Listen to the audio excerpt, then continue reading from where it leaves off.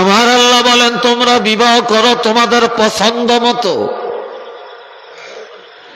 দুলাভাইয়ে পছন্দ করার কথা কোরআনে নাই, হাদিসে নাই।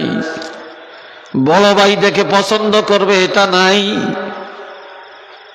বাবায় দেখে পছন্দ করবে এটা নাই,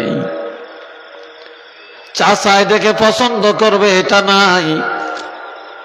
কিন্তু আমার আল্লাহ বলছেন তুমি বিবাহ করবা, তুমি আগে দেখে নাও, তোমার পছন্দই পছন্দ। আর যে মেয়েটা বিয়ে বসবে ওই মেয়েটা তার স্বামী দেখে নাও। এর অর্থ তোমরা মোবাইলে প্রেম করিয়া করবা এটা না। কিরে আসে আসে, তোমরা মা বাপ ছাড়িয়া কোর্টের মধ্যে যায়া বিবাহ করিয়া মা বাপের সুন্নাহকে